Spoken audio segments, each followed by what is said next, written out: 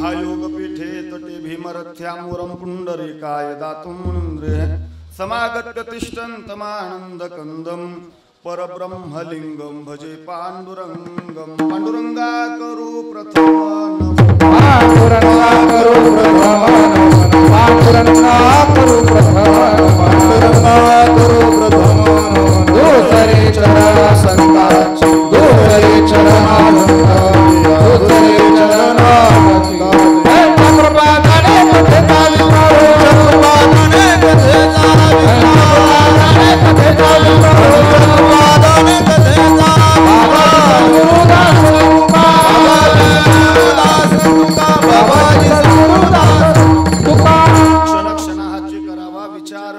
तरावया पार भवसिंधू नाशिवंत देह जाणार सकळ आयुष्य खातो काळ सावधान। प्रस्तुत कीर्तन रूपी सेवेकरता निवडलेला अभंग जगद्गुरु श्री संत तुकाराम महाराज यांच्या चार चरणाचा इहलोकातील लोकांचा व्यवहार पाहिल्यानंतर त्या व्यवहाराच्या संबंधाने जाणीवपूर्वक सावधानतेचा इशारा देणारा हा चार चरणाचा अभंग विठाला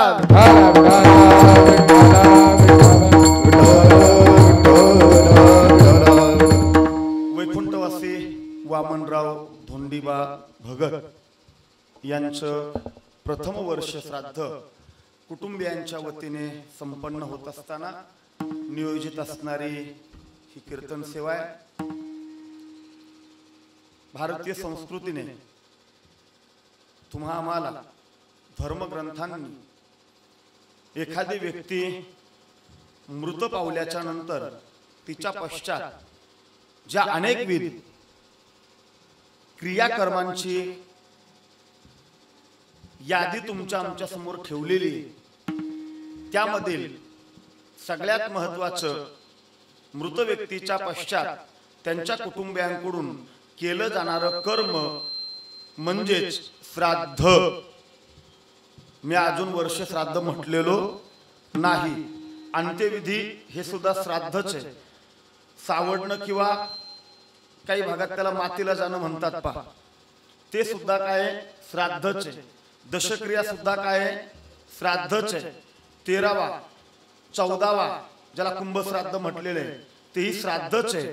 फक्त जी ती व्यक्ती ज्या तिथीला गेली त्या तिथीनंतर बरोबर 1 वर्षाने त्या व्यक्तीच्या संबंधाने जे क्रियाकर्म केलं जातं कुटुंबियांच्या वतीने ते वर्षाने केलं जातं, म्हणून त्याला म्हटलेले वर्ष श्राद्ध। विठ्ठला विठ्ठल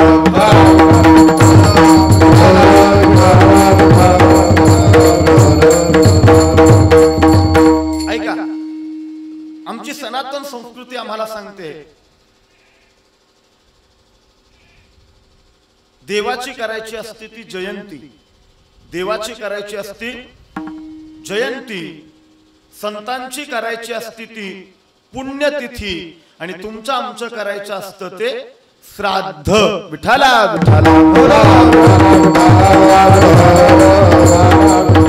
ऐकलं ना नीट? जे जे देव अवतीर्ण झाले ते देव ते सुद्धा भूलोक सोडून गेले, पण तरी सुद्धा त्यांची जाण्याची तिथी तिचा उत्सव नाही। मग त्यांच्या जयंतीची जी स्थिती जन्मतिथी म्हणजे जयंती, संतांची जन्मतिथी, आता ती जयंती नाही करायची। मग संत या भूलोकातून ज्या दिवशी अवतार समाप्त करून इहलोकातून पुन्हा वैकुंठामध्ये गेले ती तिथी तिला म्हटलेला आहे पुण्यतिथी, म्हणजे देवाची जयंती, संतांची पुण्यतिथी। आणि तुमच्या आमच्या सारख्यांचं या भूलोकातून ज्या दिवशी निवर्तन मृत्यू दुःखद निधन म्हणूया हे ज्या दिवशी घडतं, ज्या तिथीला घडतं, त्या तिथीला जे क्रियाकर्म करायचं त्याला म्हटलेलं आहे श्राद्ध। विठ्ठला विठ्ठला महिना आहे पाहता सुरू होणारा पुढे येणारा महिना कोणता आहे? माघ महिना। माघ महिन्यामध्ये आपण करणार आहोत गणेश जयंती। तिथे आपण आता पुण्यतिथी म्हणणार नाही, तिथे आपण श्राद्ध म्हणणार नाही, तिथे काय म्हणणार आहे आपण? गणेश जयंती। कारण गणपती हा आपला देव आहे। कोणतंही कार्य निर्विघ्नपणे पार पडावं असं वाटत असेल तर कार्याच्या आरंभी आमच्या सनातन हिंदू संस्कृतीने गणपती बाप्पांची सर्वात अगोदर पूजा करायला सांगितलेली आहे की ज्या पूजनामध्ये गणपती बाप्पा मोठ्या कानाने तुमची दुःख ऐकून घेणारे, तुमची दुःख ऐकून घेतल्यानंतर ती दुःख दूर करणारे, याच्यात नवल नाही, मग उलट आपल्या भक्ताच्या पदरामध्ये सुखाचं दान तो टाकणारे. म्हणूनच म्हटलंय ना, सुख करता दुःख हरता वार्ता विघ्नाची नुरवी पुरवी प्रेम कृपा जयाची.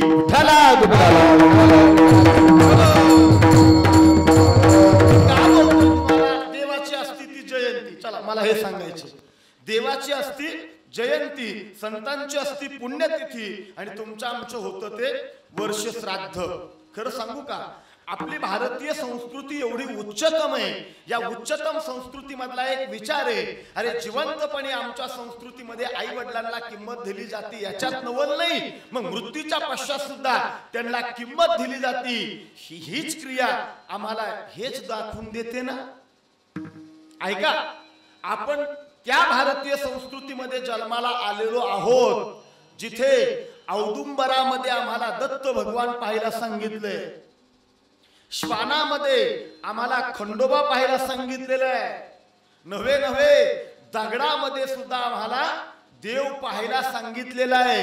एवढ्या उच्चतम संस्कृतीमध्ये आम्ही जन्माला आलोय. पण खरं सांगू का, आपण मात्र एका अर्थाने दुर्दैवी ठरलो, कारण ती संस्कृती अजून आपल्याला कळाली नाही. का आपण औदुंबरात दत्त भगवान पाहतोय, श्वानामध्ये आपण खंडोबा पाहतोय, आपण निर्जीव दगडामध्ये देव पाहतोय. पण दुर्दैवाची गोष्ट, माणसामध्ये देव पाहण्याचं राहू द्या, पण आपण माणसामध्ये माणूस सुद्धा पाहायला तयार नाही. सांगा ना मला, मग आता जे पेपरला तुम्ही वाचताय, बीड जिल्ह्यामध्ये एका सरपंचाला ज्या निर्घुण पद्धतीने मारलं गेलं, हे काय माणुसकीचं दर्शन आहे का? हे मानवतेचं दर्शन आहे का? नाही ना. आणि अजूनही तुम्हाला सांगतो, ऐका, समाजामध्ये अत्याचार, दुराचार, स्वैराचार, भ्रष्टाचार, बलात्कार हे तोपर्यंत होत राहणार आहे जोपर्यंत तुम्ही पुढच्या पिढीला देशभक्तीचे आणि हरिभक्तीचे संस्कार देत नाही ना, तोपर्यंत तुम्हाला या गोष्टी कानाने ऐकाव्या लागतील आणि या गोष्टी तुम्हाला डोळ्याने पाहाव्याच लागतील. विठ्ठला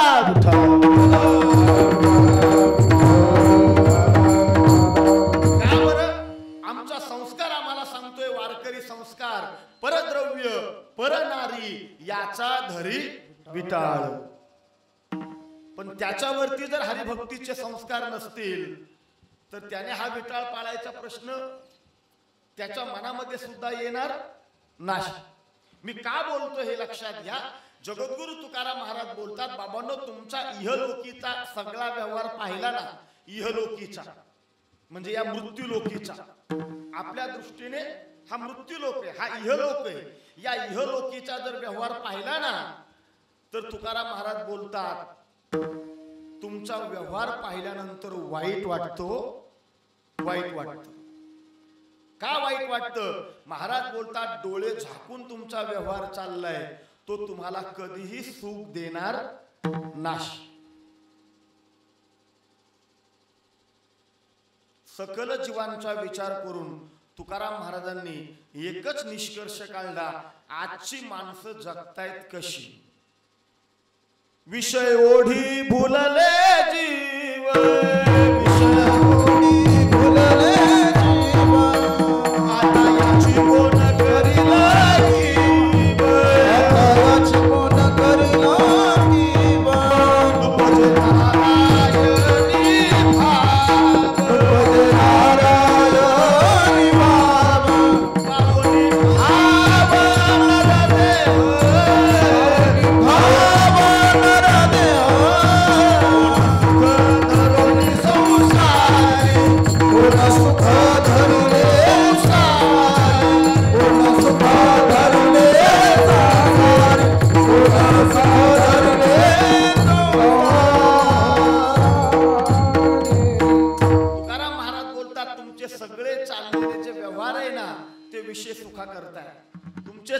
केलेले सगळे प्रयत्न हे केवळ आणि केवळ विषय सुखाकरता आहे, की जे विषय सुख पुन्हा तुम्हाला भवसिंधू मध्ये ढकलणार आहे. आता पुढे भवसिंधू म्हटले, पुढे भवसागर म्हटले, पुढे त्याला माया नदी म्हटले. हे सगळं एका अर्थाने आलेले. अभंगाच्या बाबतीत जर बोलायचं झालं तर महाराज बोलतात, आज तरावया पार भवसिंधू. इथं नदीची उपमा दिलेली. सिंधू म्हणजे काय? नदी. महाराज बोलतात, एक लक्षात घ्या, आईल्या तीरावर व्यक्तीला जर पहिल्या तीरावर जायचं असेल तर त्याने विचार केला पाहिजे, काय केल्यानंतर मी पहिल्या तीरावर जाऊ शकेल. माझ्यामध्ये जर कदाचित स्वबाहूने म्हणजे पोहून जाण्याचं सामर्थ्य नसेल तर मी नौकेचा आधार घेतला पाहिजे. हे कोण करेल विचार? ज्याला करता येतो विचार. ऐका, ज्याला करता येतो विचार तोच विचार करेल ना. नाहीतर कधी कधी नाहक शारीरिक सामर्थ्याने उन्मत्त होऊन दुथडी भरून वाहणाऱ्या नदीत झोकून देणारे आणि वाहत वाहत तसेच वाहून जाणारे. पूर आल्यानंतर आपण बातम्या वाचतो ना, पैज लागली, ऐकलं नाही, टाकली उडी, अर्ध्यावरती गेला आणि सरते शेवटी वाहून गेला. मग त्याने विचार करायला पाहिजे का नाही, मला हे सहज शक्य आहे का? मला जर हे सहज शक्य नसेल तर मग मी थांबलं पाहिजे. जाणं जरुरी असेल तर मी कुठेतरी नावेचा आधार घेतला पाहिजे. हा विचार केला पाहिजे. एक लक्षात घ्या, मुळातच ऐका बर का, ऐका ऐका ऐका. विचार करण्याचं सामर्थ्य ज्या देहाला दिले ना, त्या देहाला म्हटले मानव देह. आज समाजामध्ये जर विचार केला ना, आपली कृती समाधाना करताय, आपली कृती सुखा करताय, आपली कृती दुःख घालवण्या करताय, आपली कृती जीवनातलं असमाधान शांती दूर करण्याकरता आहे. पण तरी सुद्धा ते दूर व्हायला तयार नाही. याचं कारण जर काय असेल ना, तो जगद्गुरु तुकाराम महाराज बोलतात, एक तर तुम्ही करीत नाही विचार, आणि विचार जर करत असला ना तरी त्या विचाराची कुठंतरी तुमची रीत चुकत असेल. कारण शास्त्राचा सिद्धांत आहे, विचार वाचून विचार वाचून विचार वाचून विचार वाचून विचार वाचून विचार वाचून विचार वाचून विचार वाचून न पाविजे समाधान न पाविजे समाधान देह त्रिगुणाचा देह त्रिगुणाचा पाविजे समाधान न पाविजे समाधान देह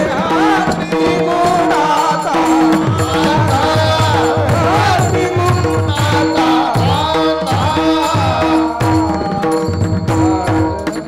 महाराज बोलतात, विचार करा रे बाबांनो. जो देह मिळालाय ना तो त्रिगुणांचा बांधाय. सत्वगुण, रजगुण, तमोगुण. जर विचार करायला जर कमी पडला ना तर तमोगुण कधी उसळी मारेल आणि तुमच्या आयुष्याची बर्बादी करेल. हे तुम्हाला सुद्धा कळून द्यायचा नाही. हे फक्त एका गुणाचं सांगतोय मी. देह त्रिगुणाचा आहे. तुम्ही किती गुणाचे आहेत मला नाही माहिती, पण मी त्रिगुणाचा जो देह आहे ना त्या देहाविषयी बोलतोय मी. देह त्रिगुणांचा बांधा. तुम्ही म्हणताल मग ठीक आहे, तमोगुण वाईट आहे तो आम्ही घालवू, रजोगुण वाईट आहे तो आम्ही घालवू, सत्वगुण ठेवला तर महाराज बोलतात ऐका, सत्वगुण सुद्धा ठराविक काळापर्यंत तुमच्या जवळ ठेवायचा आहे. याचं कारण जर काय असेल ना तर तुम्ही सत्व रज तम या तिघांच्या पलीकडचे आहेत. म्हणूनच म्हटलंय ना, शिंके लावी येले दुरी होतो तिघाचे मी वरी.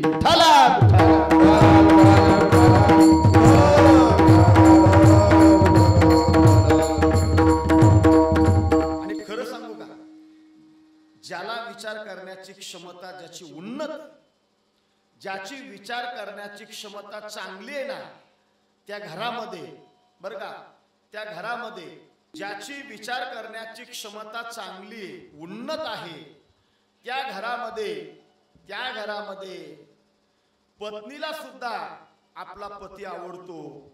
आणि त्याच घरामध्ये ज्या पत्नीला आपला पती आवडतो, तो पती जिच्या पोटी जन्माला आलाय ना, तिला सुद्धा आपला मुलगा आवडतो.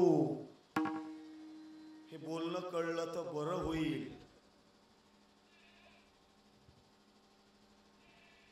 याची गंमत अशी तुम्हाला सांगतो बरं का, गंमत अशी, जास्त जर तिचंच ऐकायला लागलं ना, जास्त जर तिचंच ऐकायला लागलं ना, मग त्या दोन सासवांची चर्चा बघा ना. ती म्हणती बाई तुझं बरे, पप्या तुझ्या शब्दाच्या बाहेर नाही.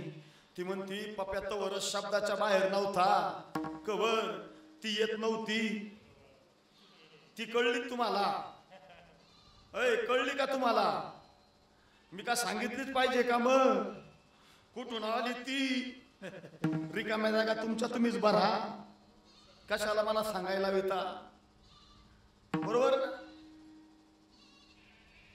मग गप्पा मारताना म्हणते काय सांगू तुला, निवळ बाईल बुद्धी, काहीच माझं ऐकत नाही.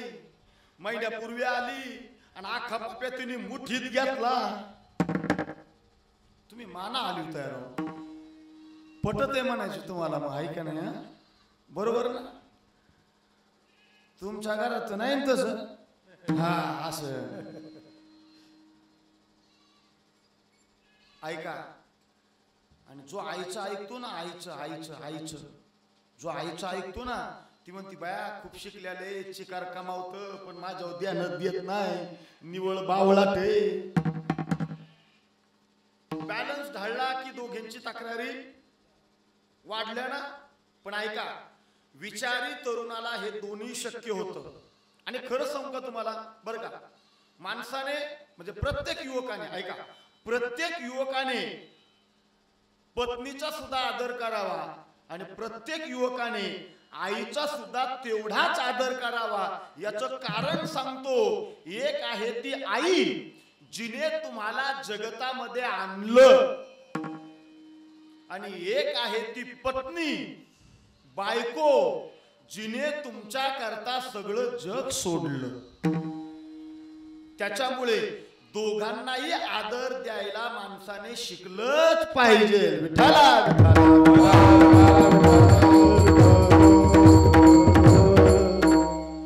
बसलेल्या सासा म्हणत्याल आदिले महाराज आमच्यासारखं बोलत होतं पण पुन्हा तिकडच गेलं बाबा, मला बी आहे ना, असं काय करताय तुम्ही? विठाला विठाला मी का बोलतोय तुम्हाला? विचार सगळ्यात महत्वाचा आहे. सगळ्यात महत्वाचा काय? विचार आहे. याचं कारण असे, विचार करण्याचं सामर्थ्य फक्त याच मनुष्य देहामध्ये दिलेले. अरे काय होईल? आहार, भय, निद्रा, मैथुन सर्व योनिसी समान. हे सगळ्यांनाच दिले ना. आहार, निद्रा, भय, मैथुन हे सगळ्यांनाच दिलेले. पण मनुष्य देहाला मात्र विशेष ज्ञान दिलं. आणि विशेष ज्ञान दिल्याचा परिणाम अपेक्षा थोडी अशी आहे, बाबांनो विचार तुम्ही केला पाहिजे. विचार करण्याचं सामर्थ्य जर तुम्हाला दिले ना, तर विचार तुम्ही केला पाहिजे. अरे विचार तुम्ही केला पाहिजे. तुम्ही विचार केला पाहिजे. पाप कशाला म्हणतात? तुम्ही विचार केला पाहिजे. पुण्य कशाला म्हणतात? कारण पशूंना पाप आणि पुण्य कळत नाही. पशु काय पाप पुण्य जाणते, पशु काय पाप पुण्य जाणते, उत्तम मध्यम भोग भोग, उत्तम मध्यम भोग भोग, आकाय एक उपजता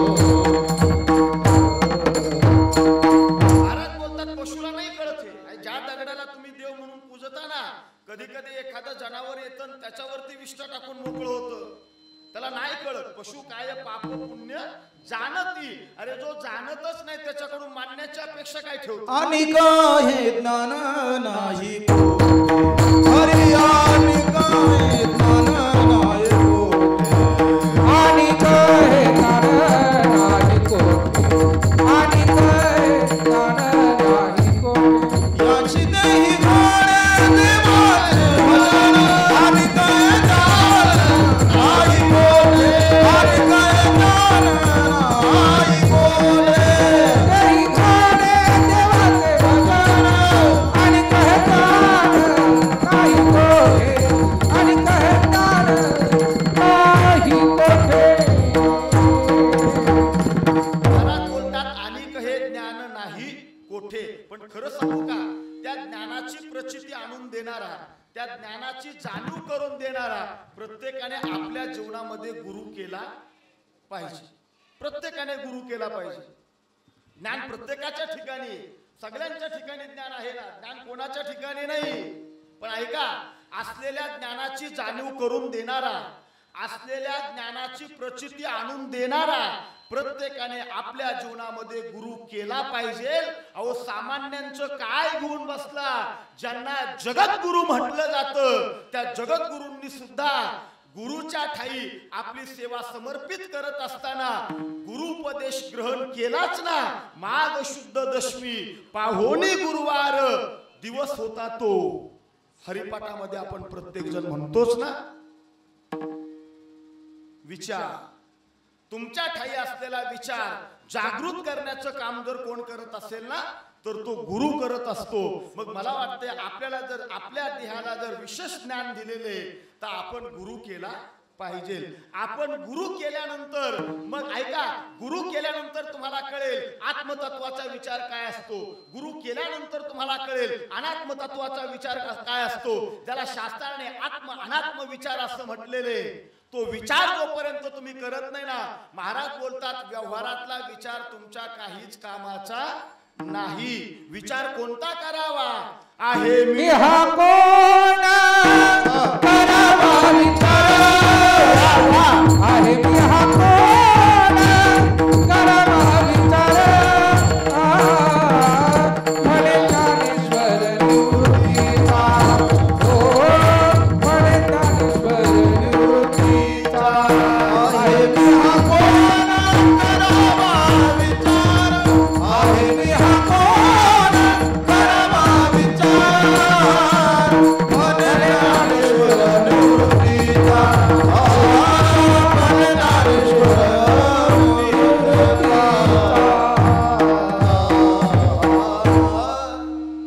मी कोण याचा विचार केला का. एखाद्याला विचारलं तुम्ही कोण तो तुम्ही तुमचं नाव पटकन सांगता. पण तुम्ही नाव घेऊन नाही आला. इथं आल्यानंतर तुम्हाला नाव ठेवलंय बरोबर ना. ठेवलं ना नाव ठेवलं ना. कुणी आत्या आत्या आहे का नाही. नाव ठेवायला येतील मार खाऊन जातील. ते नाव म्हणतोय मी ते नाव कारण पारावर बसल्यानंतर पुन्हा नाव ठेवणारे कमी आहेत का. मी त्यांचं नाही बोलत तुम्हाला. उपजलिया बाळकासी त्याला नाव असतं का. असतं का नाही ना. पण एकदा नाव ठेवलं ना ठेविलेली नाव ओ देत उठी. जे नाव ठेवताल ना त्याच नावाने ते आता तुम्ही हाक मारले की तुम्हाला प्रतिसाद देत असतं. महाराज बोलतात ए तो मी म्हणजे तुम्ही नाही. तो मी म्हणजे तुम्ही नाही. तुम्ही कोण आहात याचा विचार करावा लागेल. म्हणून म्हटले आहे मी कोण हा करावा विचार. खरं सांगू का आपला एकच विचार असतो. आपला एकच विचार आपला विचार सांगू का आपला वडावे संतान तुही भावे धनाधान तुही भावे धनाधान तुही भावे धनाधान वडावे संतान तुही भावे धनाधान तुही भावे धनाधान तुही भावे धनाधान.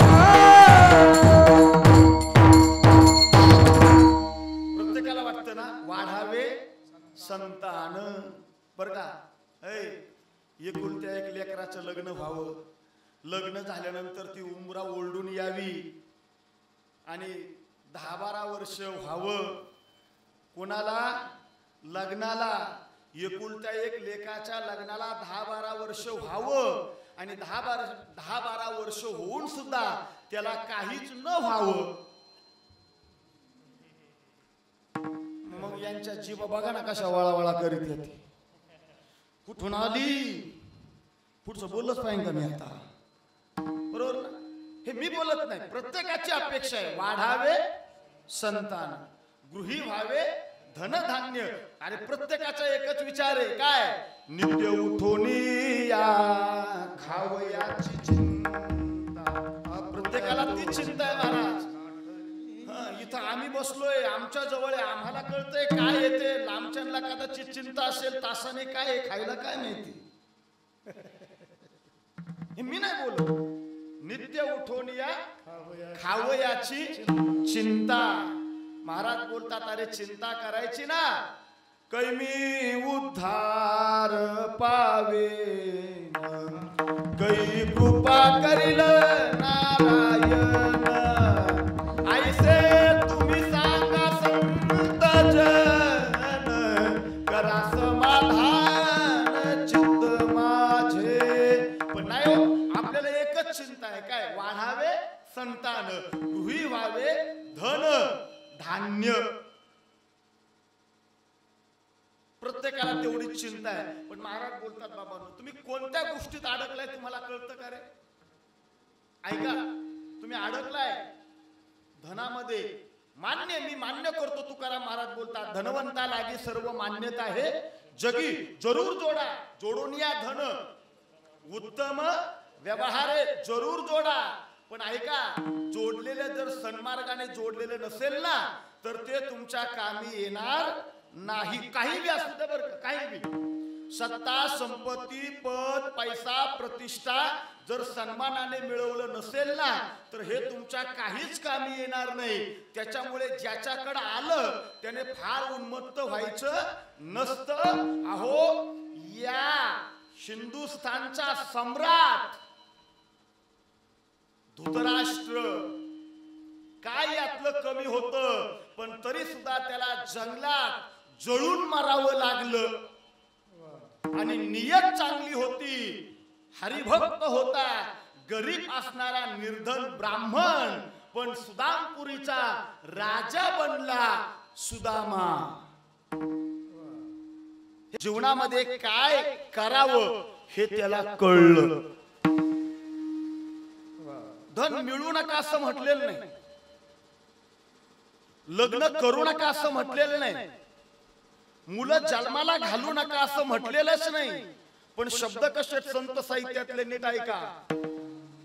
धनदारा पुत्र जन, बंधू सोय रे पिशून, सर्व मिथ्या हे जाणून, शरण रिघा देवासी, शरण रिघा देवासी.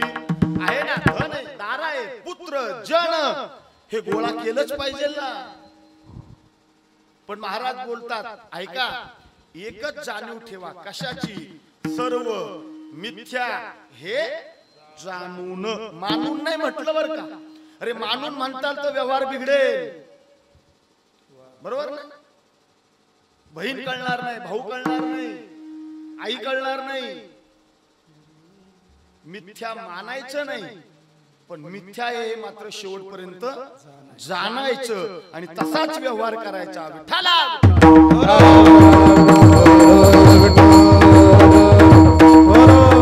काय होतं माहिती का? आज इहलोकीतल्या लोकांचा जर व्यवहार पाहिला ना, तर सगळा व्यवहार हा सत्ता, संपत्ती, पद, पैसा, प्रतिष्ठा याच्या भोवती गुंडाळलेला आहे, बरोबर ना? सगळ्यांचा म्हणतो मी. अहो, कीर्तन सांगणारे असू नाही तर कीर्तन ऐकणार.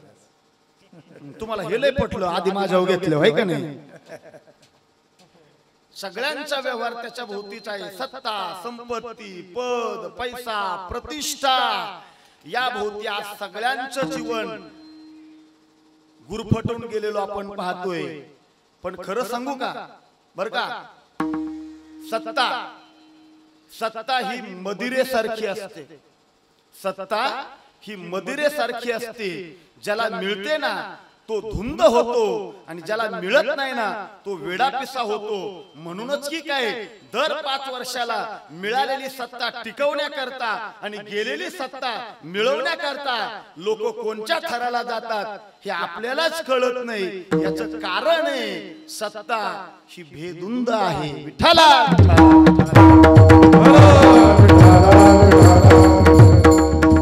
मग महाराज बोलतात, बाबांनो हा तुमचा इहलोकीचा जो व्यवहार आहे ना सगळा डोळे बांधून चाललाय. डोळे बांधून.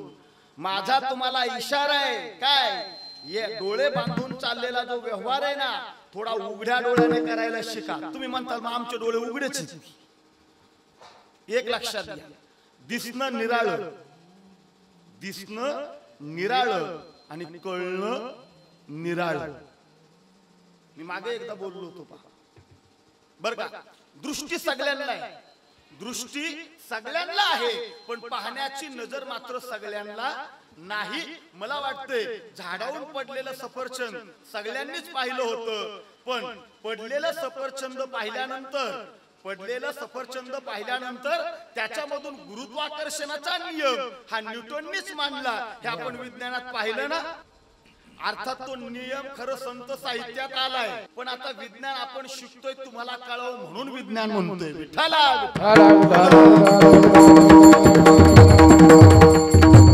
म्हणून महाराज तुम्हा आम्हाला सावधगिरीचा इशारा देत आहेत. अभंगाच्या शेवटच्या तुका म्हणी है लोकीचा व्यवहार. तुका म्हणी है लोकीचा व्यवहार. तुका म्हणी लोकीचा व्यवहार. तुका म्हणी लोकीचा व्यवहार. नका डोळे धुरे, नका डोळे धुरे, भरुणी राव नाशिवंत देव जाणार नाशिवंत देव जाणार नाशिवंत देव जाणार नाशिवंत देव जाणार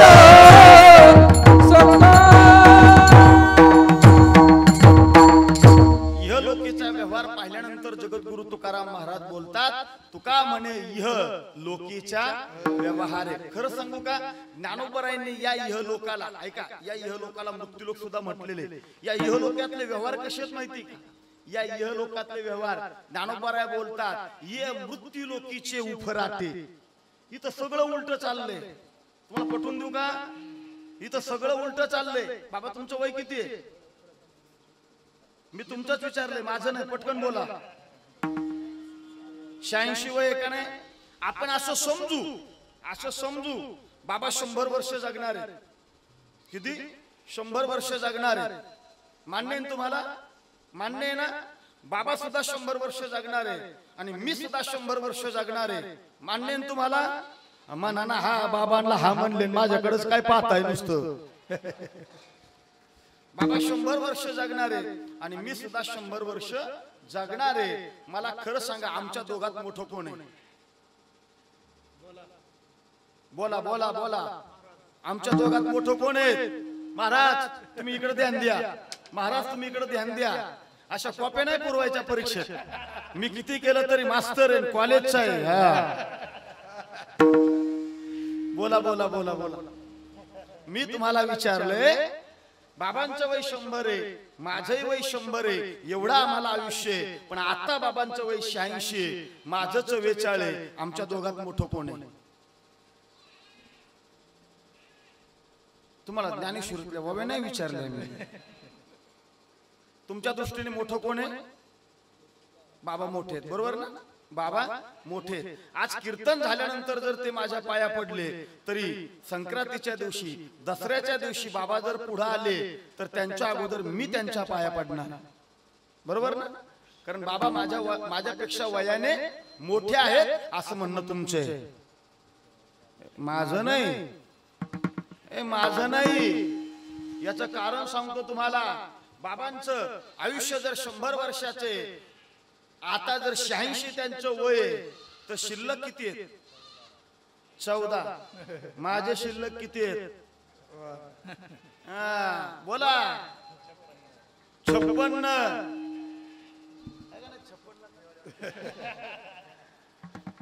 माझं किती शिल्लक आहे? 56 आहे. 56. मग आता मोठं कोण आहे? पडावर पाय कीर्तन झाल्यावर पडतात, त्यात नवल नाही. ऐका, हे मी नाही बोलत महाराज, ज्ञानोबा बोलतात. जयाचे आयुष्य धाकुटे होय. आयुष्य कमी कमी होत चाललंय बाबांचं, बरोबर ना? जयाचे आयुष्य धाकुटे होय, बळ प्रज्ञा जिरोनी जाय. पहिल्यासारखं शरीराची ताकद राहिली का आता? बाबा म्हणतील आमच्या काळात आम्ही 100 किलोचं काळं धारचं पोतं उचललं. म्हणून जर सुनबाई म्हणली बाबा हे 20 किलोचा डबा गिरणीत न्या, बाबा म्हणते नेना इथं ठेव. माझ्या हाताने तांब्या उचललं आणि तू आता डबा कुठं देते मला दळणाचा? का महाराज? शक्ती काय झाली? कमी झाली. बरं, शक्ती कमी झाली असं नाही, त्याच्या बरोबर बुद्धी सुद्धा काय झाली आता हळूहळू कमी. बोला ना, बोला ना, असं काय करता तुम्ही? त्याच रेंजमध्ये ना. मी आरोप नाही करत त्यांचे, तुम्ही हसावं म्हणून बोलत नाही. ज्ञानोबा काय बोलतात? जयाचे आयुष्य धाकुटे होय, बळ प्रज्ञा जिरोनी जाय. तया ते नमस्कारिती वडील म्हणून. त्यांना तुम्ही काय म्हणताय? वडील म्हणताय. ये मृत्यू लोकीचे उपराटे. खूप सांगेल पण चला नमुना दाखल बोलून गेलो मी.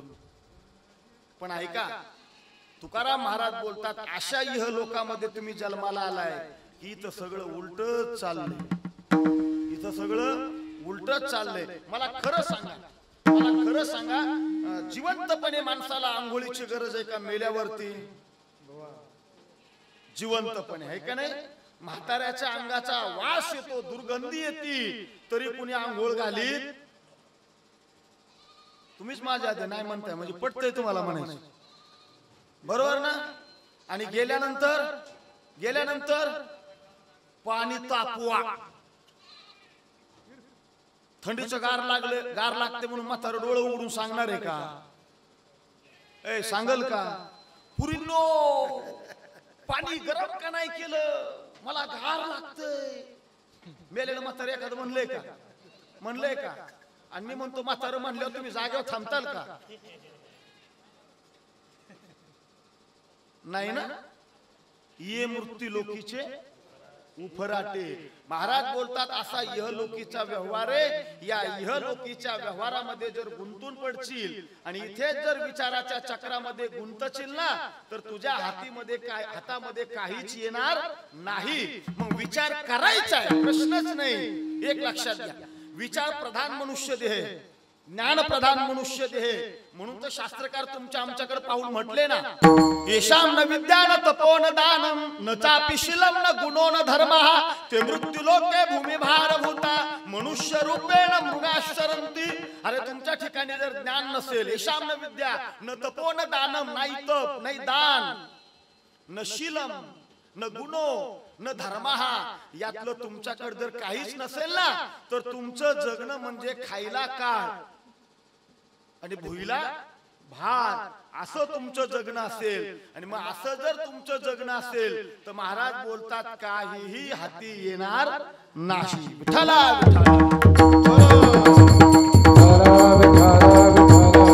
व्यवहारात कधी कधी आपण अनुभव घेतो पा, व्यवहारामध्ये आपण कधी कधी अनुभव घेतो. लोक बोलतात महाराज तुम्ही आम्हाला कीर्तनात सगळं सांगता, नीट वागा, चांगल्या मार्गाने चला, सत्याच्या वाटेवरती चला.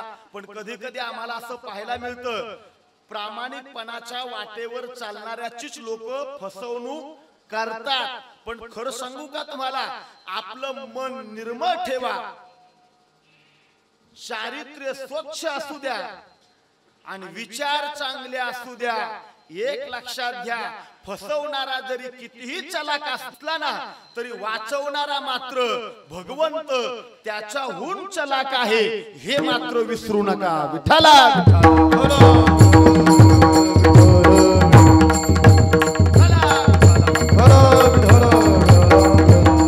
महाराज बोलतात, ऐका ना बाबा, नको तो विचार करण्यात जर तुमचं आयुष्य जाणार असेल ना तर मग एक काम करा, आता मी सांगतोय तो विचार करा. क्षणोक्षणाची करावा विचार, क्षणोक्षणाची करावा विचार, क्षणोक्षणाची करावा विचार, क्षणोक्षणाची करावा विचार, क्षणोक्षणाची करावा विचार, क्षणोक्षणाची करावा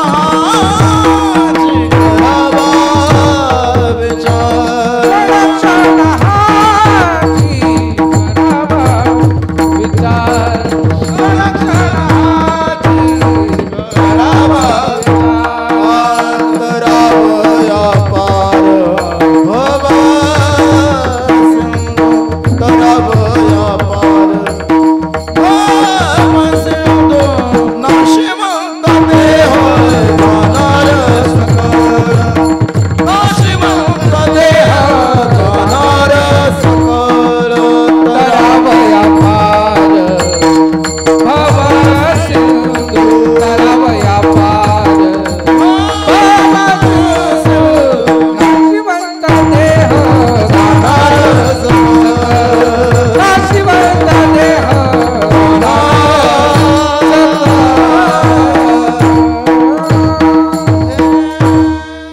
महाराज बोलतात, विचार करायचा आहे तुम्हाला, पण कोणता करायचा आहे? क्षणक्षणा हाची करावा विचार. कोणता विचार आहे तो? तरावया पार भवसिंधू. ऐका, आता ओढ घेतोय, लक्ष द्या. महाराज बोलतात, क्षणक्षणा हाची करावा विचार, तरावया पार भवसिंधू. याचं कारण आहे, जगद्गुरु तुकाराम महाराजांनी आपल्याला क्षणाक्षणाला विचार करायला सांगितलाय. क्षणाक्षणाला म्हणजे एकही क्षण वाया जाता कामा नये, या अर्थाने म्हटले क्षणाक्षणाला. मग प्रश्न पडतो, देवाची द्वारी उभा क्षण, हा क्षण नेमका कोणता घ्यायचा? माणसं सकाळी पाया पडायला जातात आणि दिवसभर नको ते गोंधळ करतात, आणि पुन्हा सकाळी जाऊन म्हणतात, देवा सांभाळून घे रे. मग आम्हाला क्षण कळला का? आपण जर म्हटलं ना, नाही नाही आमचा परमार्थ चालूच आहे ना, माऊलींनीच सांगितले, देवाची द्वारी उभा क्षण भरी. नाही तीच पाठ करून आम्हाला शिकवणारी बरीच भेटते, रोज केलंच पाहिजे असा दावा नाही ना त्यांचा, त्यांनीच सांगितलंय. ऐका, क्षणोक्षणी विचार केला पाहिजे. याचं कारण जर काय असेल ना, क्षणाक्षणाला विचार केला पाहिजे याचं कारण असे, एकही क्षण त्या विचारापासून बाजूला जाता कामा नये. याचं कारण जर काय असेल ना, तर महाराज बोलतात, बाबांनो, हे जे तुम्हाला मिळालंय ना, हे जे मिळालंय ना, क्षणभंगुर नाही भरवस, क्षणभंगुर नाही भरवस, वार सावध थोडा माया, वार सावध थोडा माया, काही न तले मग गळा पडेल मासा, काही न तले मग गळा पडेल मासा, हे पुढे हुशार तोराय वळसा, पुढे हुशार तोराय वळसा, राम राम राम राम राम राम राम राम राम. क्षणभंगुर हे जायला तुला ग्रास गेली सत्ता नाही आते, ग्रास गेली सत्ता नाही आते, क्षणभंगुर हे ग्रास गेली. मी तो तुम्हाला म्हटलो ना, विचार तर सगळेच करतायत, पण महाराज बोलतात, क्षणक्षणा हाची करावा विचार. हे खरं सांगू का, नुसता विचार करताना नुसता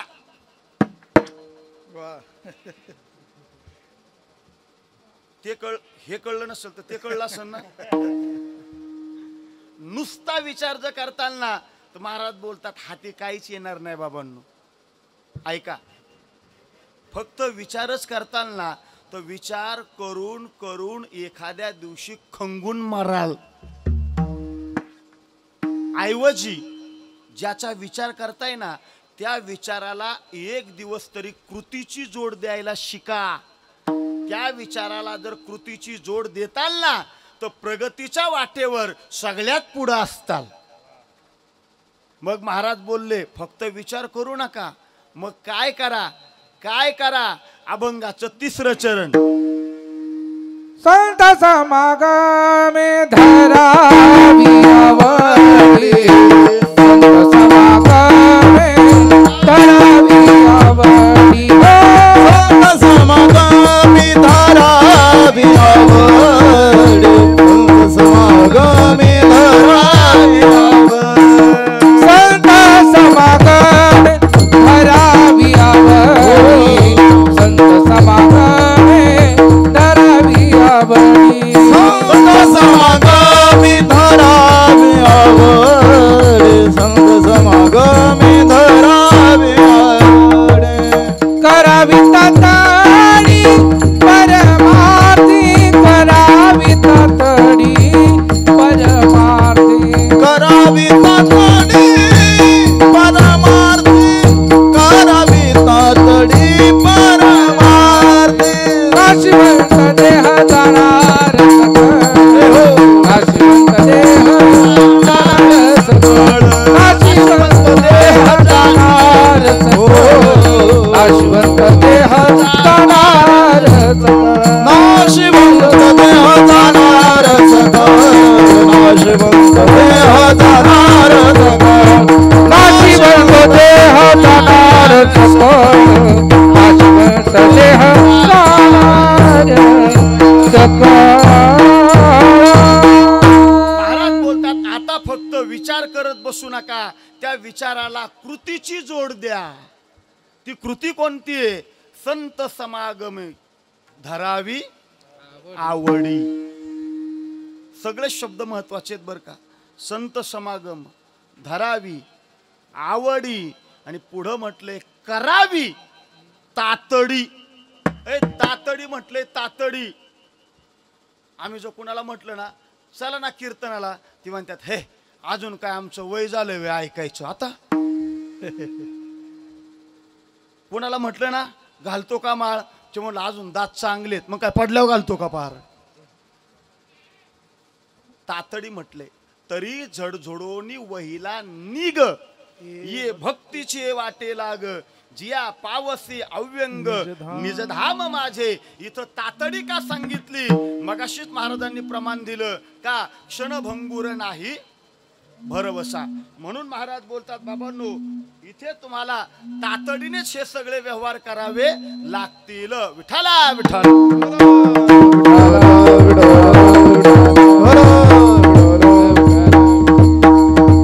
ऐका, या भारत भूमीचं वैशिष्ट्य, या भारत भूमीचं वैशिष्ट्य ही जशी देवभूमी आहे तशी ही संत भूमी आहे. आता भारताचा विचार करत असताना राज्याचा जर विचार केला ना तर अनेक राज्यांना ही देवभूमी म्हटलेले, पण महाराष्ट्राला संतांची भूमी म्हटलेले, हे लक्षात घ्या. आजही कितीही दहशतवाद्यांच्या कारवाया होऊ द्या, आजही आमचा तिरंगा डौलाने फडकतोय. किती दहशतवादी कारवाई होऊ द्या, याचं कारण जर काय असेल ना, हुतात्म्यांनी दिलेलं बलिदान, वैज्ञानिकांनी केलेलं संशोधन, काळ्या मातीमध्ये राबलेला आमचा शेतकरी त्याने दिलेलं श्रमदान आणि या सगळ्यांना सतत ऊर्जा पुरवत राहिलेलं आमच्या महाराष्ट्रातील खऱ्या अर्थाने संत विचारांचं, ज्ञानोबा तुकोबांचं योगदान. आणि हे सगळं पाहिलं ना मग आम्हाला म्हणावं वाटतं बलसागर भारत हो. या सगळ्याला ऊर्जा पुरवणारं जर कोण असेल ना तर संत विचारांचं दालन आहे. मी पटवून देईल तुम्हाला, संत विचारांचं दालन आहे. आजच्या राजांना कदाचित कीर्तनाला बसायला वेळ मिळत नसेल. आजचे राजे कळले ना तुम्हाला, आजच्या राजांना कीर्तनात बसायला वेळ मिळत नसेल म्हणून की काय आजचे राजे 10 ते 12 असलं की 11:45लाच येतात माईकवर तुटून पडायला.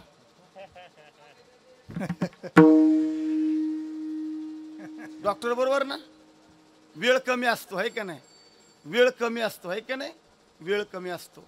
पण ऐका ऐका ऐका ऐका, अरे जो राजा छत्रपती शिवाजी महाराज जगद्गुरु तुकाराम महाराजांच्या कीर्तनामध्ये समोर येऊन बसायचे आणि एवढ्या धावपळीतही जगद्गुरु तुकोबारायांचे विचार ऐकायचे म्हणून की काय महाराष्ट्राच्या नाही हिंदुस्थानाच्या भूमीवरती केवळ एकमेव राजा असा ठरला की ज्या राजाला म्हटलं जानता राजा. विठ्ठला विठ्ठला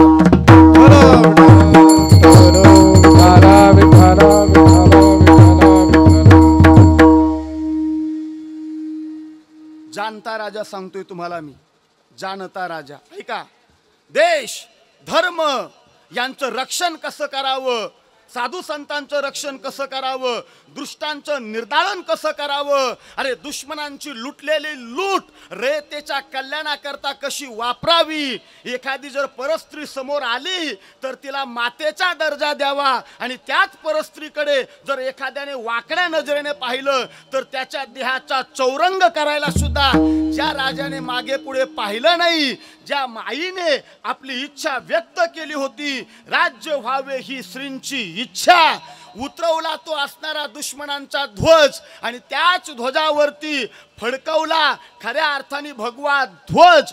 हे सगळं जोपर्यंत घडत नव्हतं तोपर्यंत आमचा राजा खेळला स्वतःच्या जीवाशी. त्याचं नाव आहे छत्रपती शिवाजी. विठ्ठला विठ्ठला.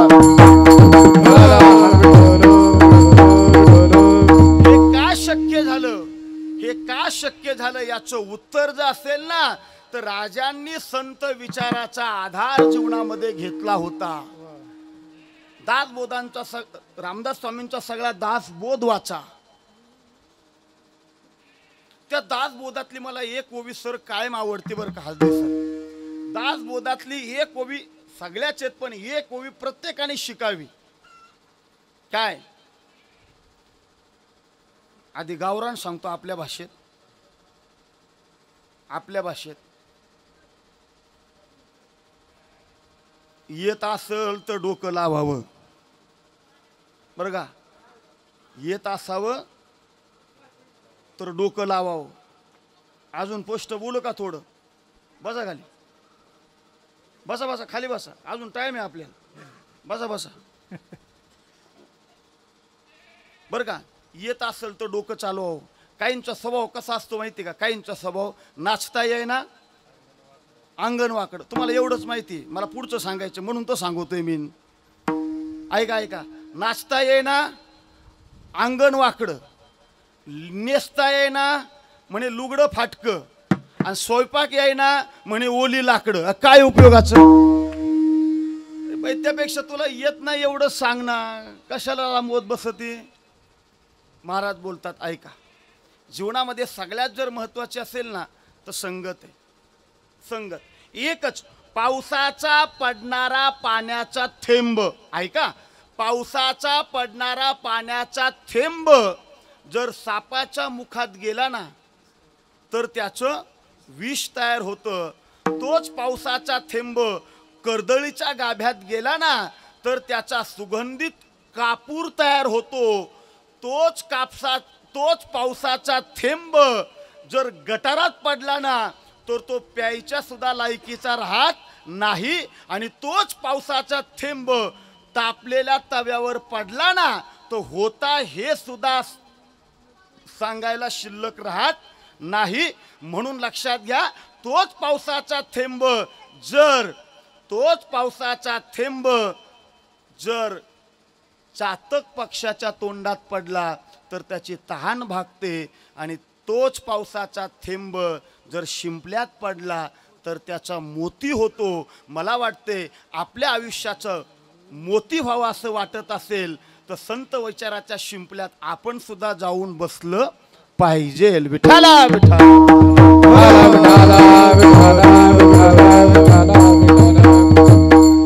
बर का.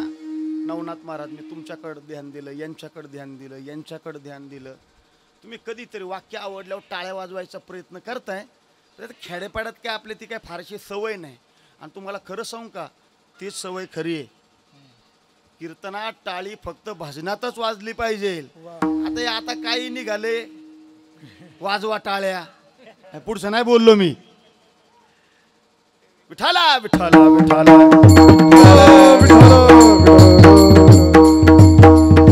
ऐका, महाराज बोलतात, संत समागमी धरावी आवडी, करावी तातडी परमार्थी. हा विचार कोणी केला तो तुमच्या समोर मांडायचा आणि सेवा संपवायची. विठाला विठाला.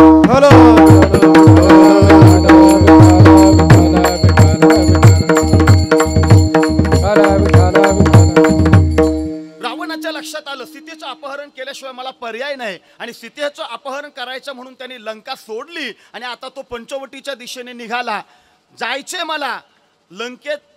लंका सोडली त्यांनी, पंचवटीमध्ये जायचे त्याला, पक्की खुणगाठ बांधली. पण त्याच्या लक्षात आलं मी राम असताना लंकेतून पंचवटीमध्ये जाऊ शकत नाही. राम जर पंचवटीमध्ये समोर असेल तर मी त्या पंचवटी आतमध्येच काय पंचवटीच्या समोर सुद्धा जाऊ शकत नाही. हे बोलणं कळलं तर बरं होईल. मी तुम्हाला रावण नाही सांगत. रावण काय विचार करतोय? रावणाची पंचवटी नाशिकची आहे.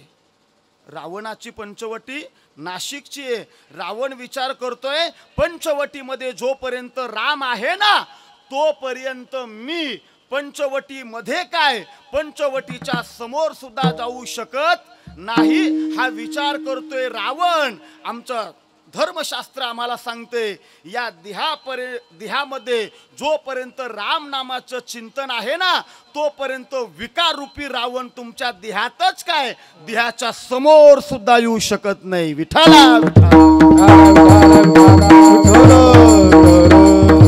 मग आता राम तर बाहेर काढला पाहिजे, पंचवटीतून बाहेर गेला पाहिजे. काय करायचं? मग ठरवलं आता काहीतरी नाटक करावं लागेल. त्या नाटकात मदतीला घ्यायचं कुणाला? म्हणून नाटकात मदतीला घेण्याकरता तो रावण गेला मारीच मामाकडं.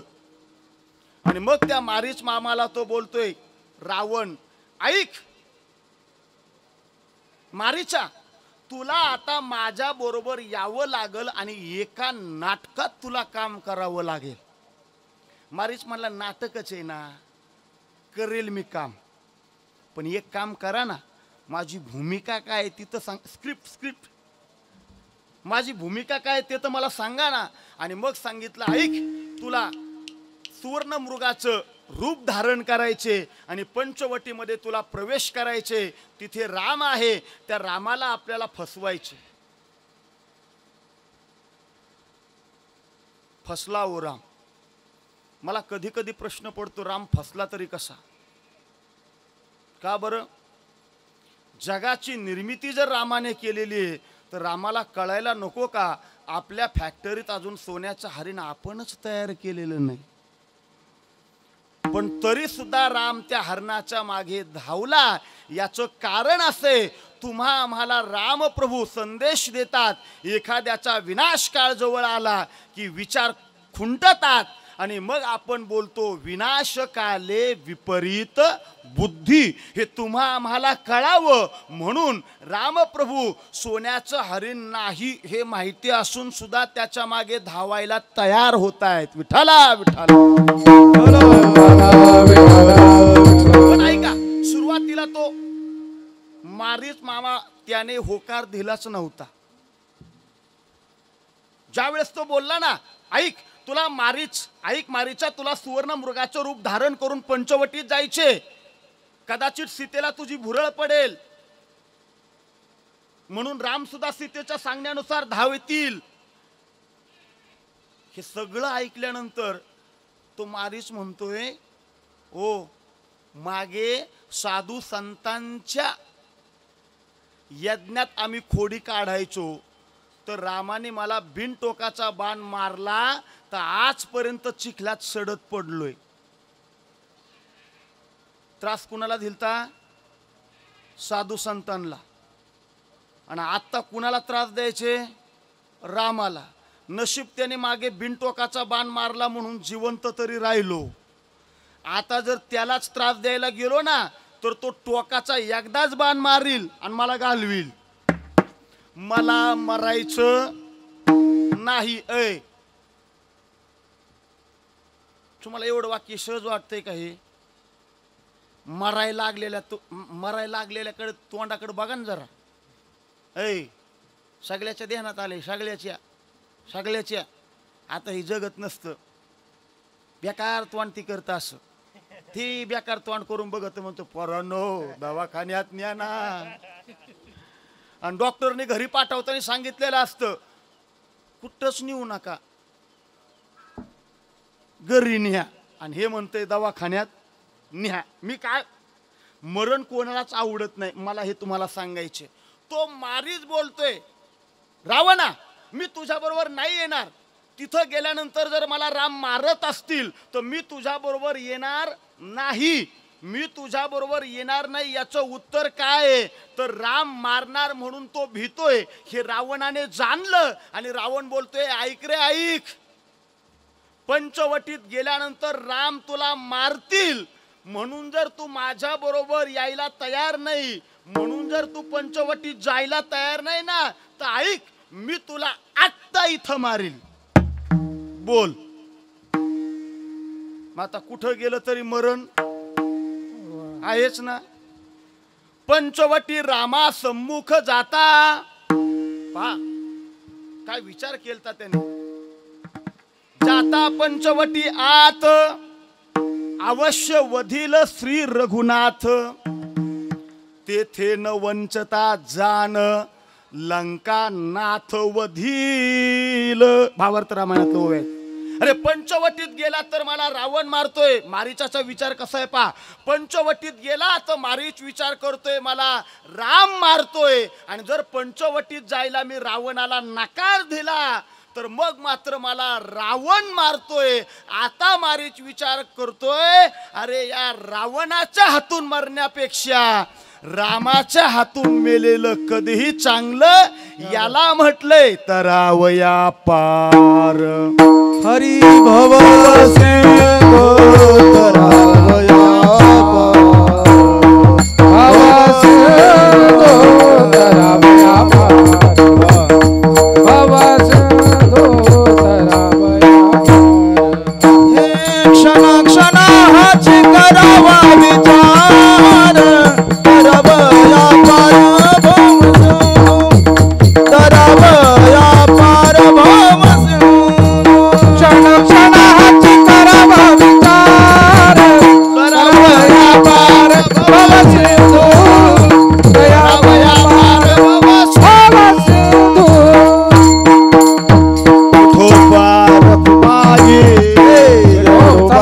हर हर हर पार कुमार. जय जय विठोबार कुमार. विठोबार कुमार. विठोबार कुमार. विठोबार कुमार.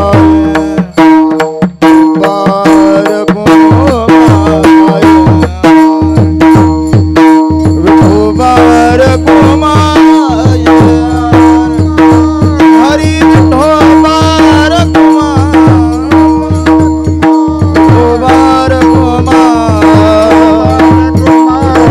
विठोबार कुमार. विठोबार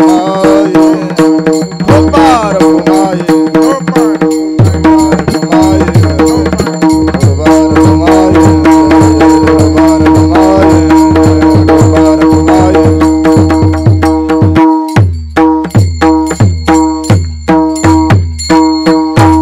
असो,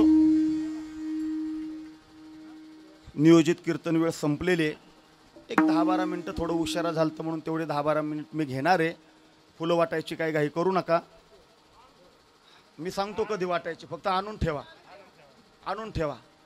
काय गंमत होती बरं का, वर्ष श्राद्धाचं कीर्तन म्हटलं ना की सुरू काय वेळेवर होत नाही. सर तुम्हाला कल्पना आहे, सहल गेलेली आपली, माझ्या अंगावर काटा चालता. 12 लोक निघून गेलेत, 3 लोकांनी रजा टाकलेत आणि मी पुन्हा आता रजेचा अर्ज, आपल्याला कोणी रजा देत नसतो म्हटलं आता, आणि मला रजा गरजेची होती कारण मी रात्री मावळात होतो. तो प्रवास करून म्हटलं कॉलेजकडे जायलाच नको, पण सकाळी 3 तास घेऊन आलोय.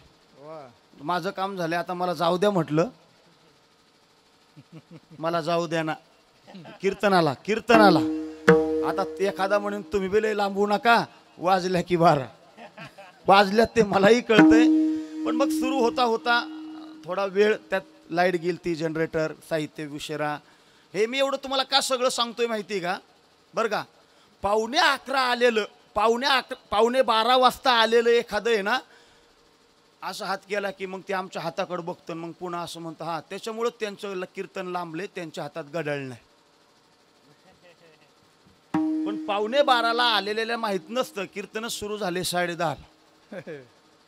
त्याच्यामुळे 10-15 मिनटं अलीकड पलीकड होईल, तोपर्यंत कोणीही चुळबुळ करायची नाही. फुलं कधी वाटायची मी सांगेल. विठाला विठाला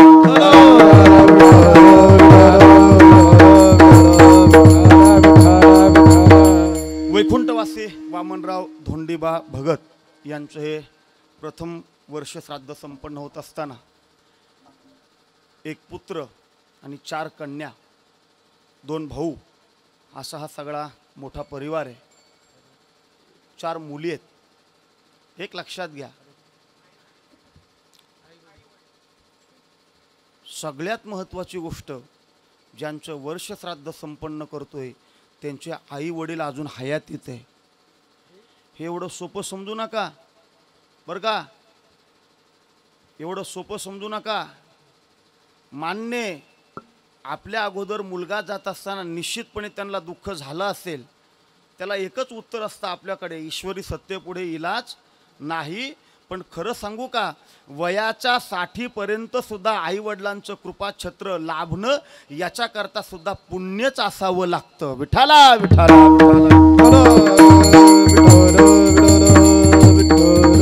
महाराज, याचं कारण आहे, लक्षात घ्या. खरं तर आम्हाला आमचे आईबाप किती कळले हा मोठा प्रश्न आहे. म्हणून मी सुरुवातीला बोलून गेलो की आमचा धर्मग्रंथ आम्हाला गायीमध्ये देव पाहायला शिकवण्यात यशस्वी झाला. आमचा धर्म तुळशीत आम्हाला देव पाहण्यात यशस्वी झाला.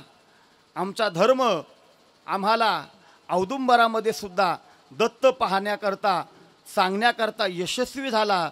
पण दुर्दैवाची गोष्ट, आमचा धर्म आम्हाला माणसात माणूस पाहण्याकरता अजून तेवढा यशस्वी झालेला नाही. काही दुर्दैवाची गोष्ट असेल ते असू द्या. हे लहान लेकरू असतं ना, लहान लेकरू बरं का, गावच्या जत्रेत ज्यावेळेस लहान लेकरू आपल्या बापाच्या बोटाला धरून फिरतं ना महाराज, असं छाती काढून ते चलतं. त्याला चांगलं माहिती आहे, अरे माझ्या बापाला जर सांगितलं ना, अरे सगळी जत्रा तो विकत घेऊ शकतो. म्हणून तो तेवढ्याच दिमाखाने चालतो. त्याच्या डोळ्यामध्ये जी चमक असते ना, ती चमक केवळ बापाच्या अस्तित्वाची ती जाणीव असती. पण खरं सांगू का, ज्या बापाच्या बोटाला धरून ते लेकरू चालत होतं ना, तो बापच ज्यावेळेस काळाच्या पडद्याआड निघून जातो ना, एक लक्षात घ्या, अरे आता जत्राच नाही, अख्खं गाव विकत घेण्याची कदाचित त्या मुलाची धमक असेल, पण त्याच्या डोळ्यामध्ये ती चमक राहिलेली नसते. कारण शुल्लक जरी संकट आलं ना, तर क्षणभर का होईना पायाखालची जमीन सरकल्याचा भास त्याला होत असतो. याचं कारण जर काय असेल ना, तर बापच असतो. त्याला पर्याय नाही महाराज, त्याला पर्याय नाही. मान्य, पतीच्या पश्चात ती संसाराचा गाडा चालवेल, मुलावरती संस्कार करेल. पण हे सगळं करत असताना काय हालापेष्टा भोगलेल्या असतात. आणि बाप नसलेली ही लेकरं म्हणून ज्यावेळेस समाज बोटो करतो ना, त्यावेळेस वाईट वाटतो. म्हणून मला एकच सांगायचे, जोपर्यंत आहेत ना त्यांना आपण जपलं पाहिजे. हे पंक्तीत आहे ना, पंक्तीत मीठ वाढणारा माणूस एकदाच येतो. पंक्तीत मीठ वाढणारा माणूस एकदाच येतो. मला वाटते स्वयंपाकात जर मीठ योग्य असेल तर त्या मिठाची आपल्याला गरज जाणवत नाही. पण स्वयंपाकात जर मीठ कमी पडलं ना तर घासाघासाला त्या मिठाची आठवण केल्याशिवाय आपण राहत नाही. खरं सांगू का, आपल्या आयुष्यात, आपल्या आयुष्याच्या पंक्तीमध्ये येणारे आईबाप आहेत ना, हे मिठासारखे, हे मिठासारखे. कदाचित असताना त्यांची किंमत कळत नाही, पण गेल्यानंतर मात्र क्षणाक्षणाला त्यांची जाणीव झाल्याशिवाय राहत नाही. म्हणून लक्षात घ्या, एकदाच पंक्तीत येणाऱ्या आयुष्यरूपी या आईबापाची शेवटपर्यंत जाणीव ठेवा. ती जाणीव ठेवताना तर तुकाराम महाराज बोलतात, वेगळी तुम्हाला वारी करायची गरज नाही.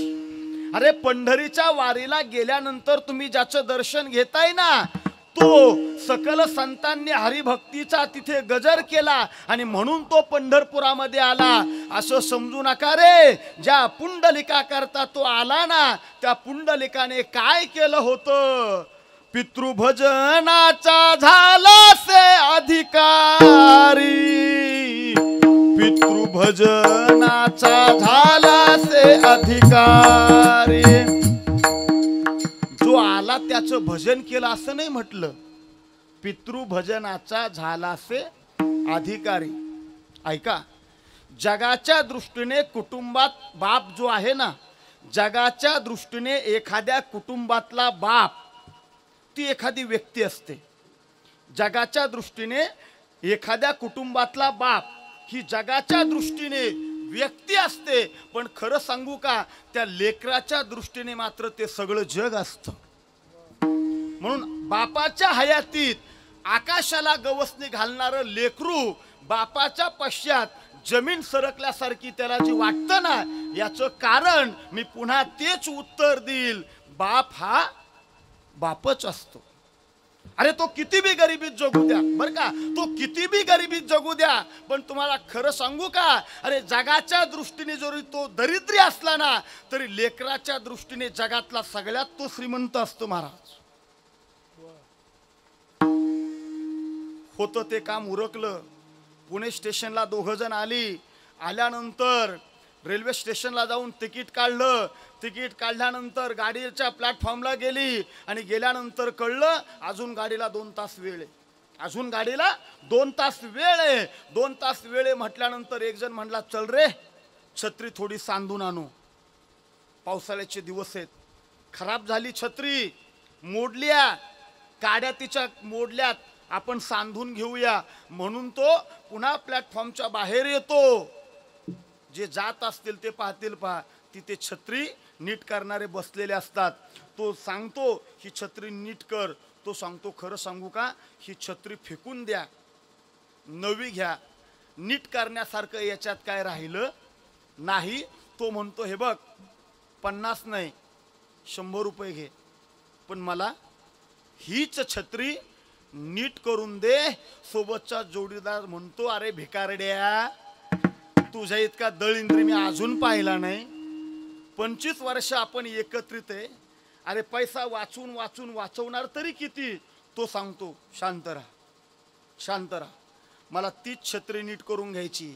तो छत्री नीट करून घेतो आणि अजून गाडीला वेळ त्याच्या लक्षात येतं. आणि मग त्याच्या लक्षात येतं, अरे मागच्या पावसाळ्यामध्ये शाळेत गेलेली लेकरं भिजून आली आणि भिजलेली लेकरं तापाने फणफणली, तर वार्षिक परीक्षा सुद्धा त्याला बुडवावी लागली. गुरुजीला मी विनंती केली म्हणून त्याचा पेपर पुन्हा घेतला आणि लेकराला पास केलं. माझी लेकरं गेल्या वर्षी पावसाळ्यात भिजली होती. शेजारी तिथंच असणाऱ्या एखाद्या दुकानात जातो, त्याची ती अवस्था पाहिलेली, मळकी कपडे, कळकटलेला चेहरा, दमलेला चेहरा, चेहऱ्यावरच्या सुरकुत्या, हे दुकानदारांनी पाहिलं. आणि पाहिल्यानंतर दुकानदार सुद्धा म्हणला, अरे कशाला आलं हे दळभद्र गिऱ्हाईक, घेऊन घेणार तरी काय. तो आतमध्ये गेला आणि म्हणला, एक काम करा, 2 नवीन रेनकोट द्या. घराची कळा अंगण सांगते, त्याच्या कपड्याची तोंडाची अवकळा पाहिली आणि त्याने 500ला 2 रेनकोट द्यायचे.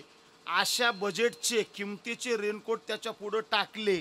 त्याने ते उलगडून पाहिले आणि उलगडून पाहिल्यानंतर बोलतोय, ए शहाण्या, चांगले दे चांगले. त्याने ते माघारी घेतले आणि 1000 रुपयाला एक रेनकोट असणारा पुन्हा दावला.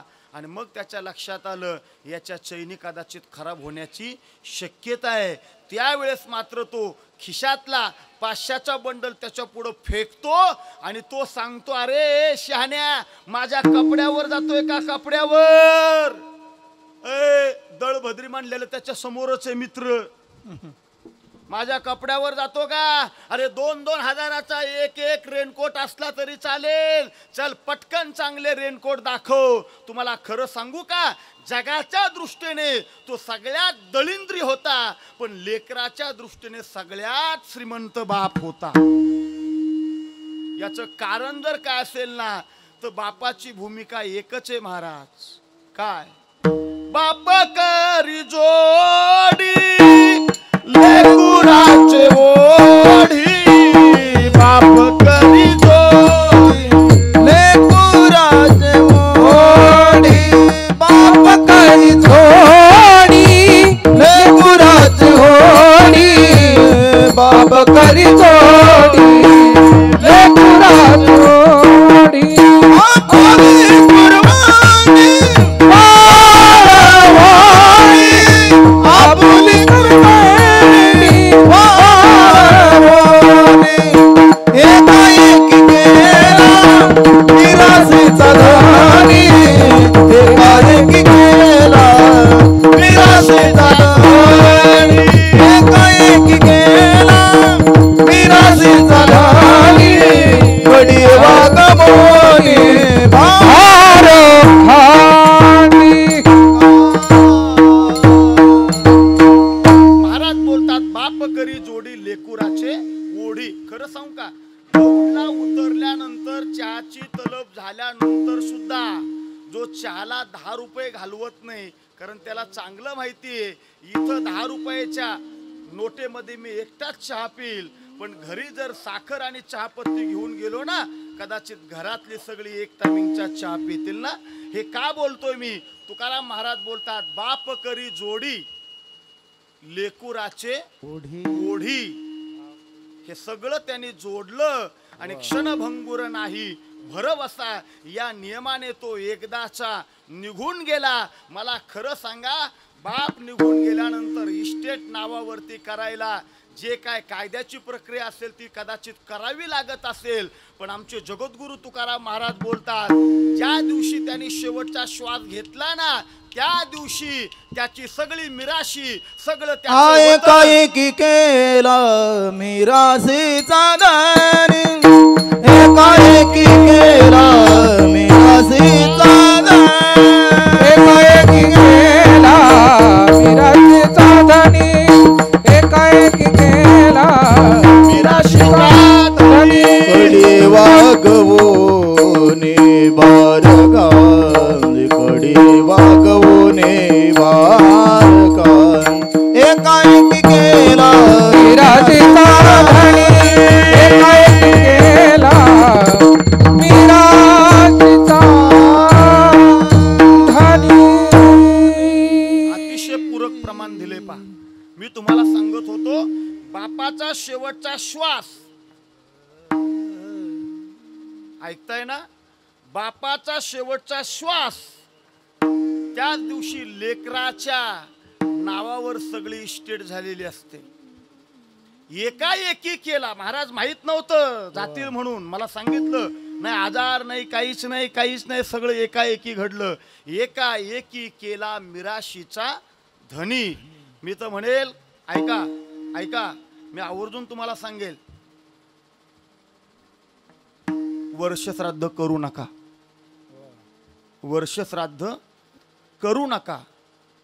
फक्त जोपर्यंत आई वडील जिवंत आहे ना, तोपर्यंत एकदा त्यांची गावातून हत्तीवरून मिरवणूक काढा, असंच कीर्तन ठेवा आणि असंच जेवण ठेवा. 10 नाही केला तरी त्यांना सद्गती मिळेल रे. कुठवर कर्मकांडात अडकता. पण झालंय काय माहिती का, झालंय काय, दुर्दैव असं बऱ्याच घरात असं पाहायला मिळतं पहा, म्हातारं तारासलं ताकाला आणि लाडू घातलं लोकाला. भुके नाही अन्न मेल्यावरी पिंडदान, मेल्यावरी पिंडदान, मेल्यावरी पिंडदान. नाही अन्न मेल्यावरी पिंडदान, मेल्यावरी पिंडदान, मेल्यावरी पिंडदान.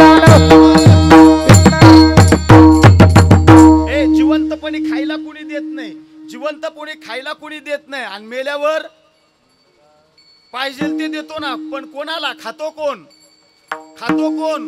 कावळा. कावळा तुम्हाला माहिती का? शास्त्रकारांनी पक्षामध्ये सगळ्यात लबाड जात कोणाची सांगितली असेल तर ती कावळ्याची. मग आता कावळ्याचीच नेमकी वाट का बघायची? पुढचं मी बोलले होते, आता ते दुखावल्यासारखं होईल. पक्षीनाम चैव वायसः मनुष्यानाम नापितो. बर का, माणसात सगळ्यात चतुर कोण असेल ना? सगळ्यात चतुर नावी. मनुष्यानाम नापितो. पक्षानाम चैव वायसः, पक्षामध्ये कावळा आणि स्त्रियामध्ये सगळ्यात धूर्त कोण असेल ना? तर माळ्याची स्त्री.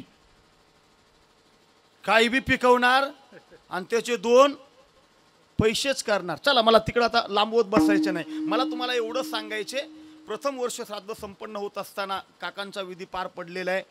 संकीर्तन सेवाही आता जवळजवळ संपत आलेली आहे. मी तुम्हाला आवर्जून सांगेल, खऱ्या अर्थाने रोज उठल्यानंतर, जाग झाल्यानंतर, स्नान झाल्यानंतर जेव्हा तुम्ही मंदिरात पाया पडायला जाता ना, मला वाटतं घराचा उंबरा ओलडून ज्या देवाच्या पाया पडायला जाताय ना, मी या जागेवरून सांगतो, तो देव तुम्ही आम्ही बनवलाय. हे दगडाचा देव आहे. तो कुणी बनवला?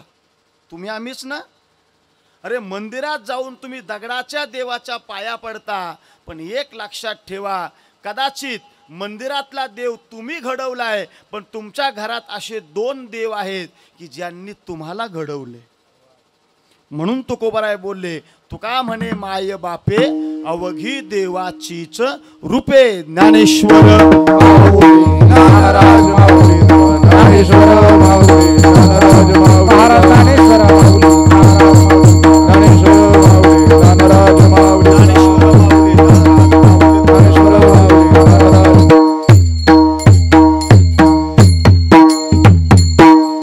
ऐका, फुलं वाटा. ऐका, आजचा समाजाचा